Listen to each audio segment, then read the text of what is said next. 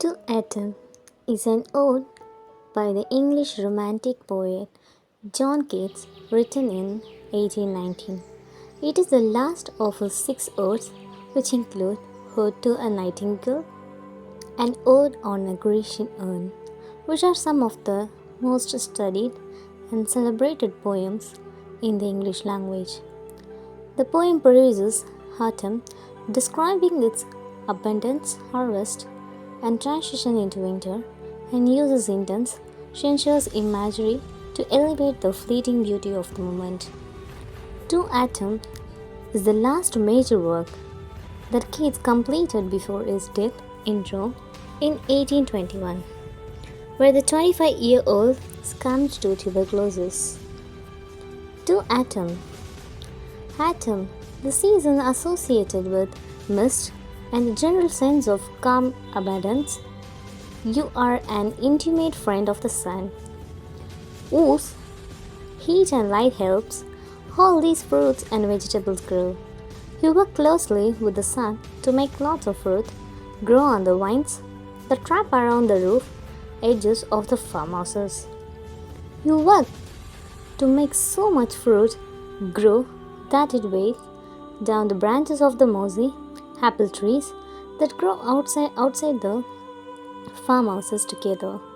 You and the sun make every fruit completely ripe. You make curds swell and other shells grow fat with a sweet nut inside. You make the flowers grow new buds and keep growing more. And when these buds bloom, bees gather the flowers pollen. Those bees think your warmth will last forever because summer brought so many flowers and so much pollen that the bees are now overflowing with honey. Who has not noticed you, Autumn, in the places where you bounty and kept? Any person who finds themselves wandering about is likely to find you sitting lazily on the floor of the building where grain is stored, and notice your hair lifted by light wind that separates strands of hair in the same way a harvester might separate the components of a grain of wheat.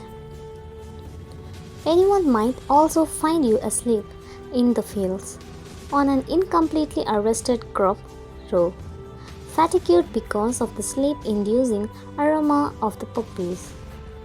In that case, your scythe, which you had been using to cut the crops, would be cast to the side. It would just be lying there. And therefore the next section of the twisted flowers will be saved from the being cut.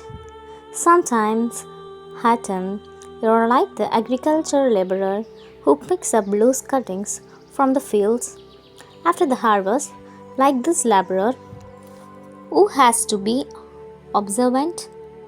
You watch the stream with your full, heavy head of fruits and bay leaves.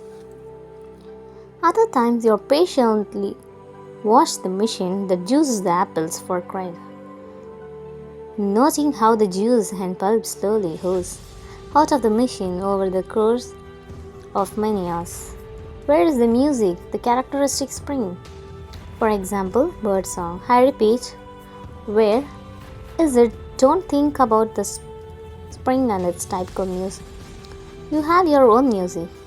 The background for your music is a scene in which beautiful shadowed clouds expand in the evening sky and filter the sunlight such that it casts pink upon the fields which have been harvested. Your music included gnats, which hum mournfully among the willows that grow along the river banks, and which rise and fall according to the strength of the wind. It includes mature, fully grown lambs that make their baa sound from the fins of their hilly enclosure. It includes crickets singing in the bushes and red-breasted bird that softly whistles from a small cot. And lastly, it includes the growing flock of swallows which rest and sing together against the darkening sky. As its little hood suggests, to autumn celebrates the bountiful beauty of the fall. In the poem, autumn is a season characterized by a rich abundance of life.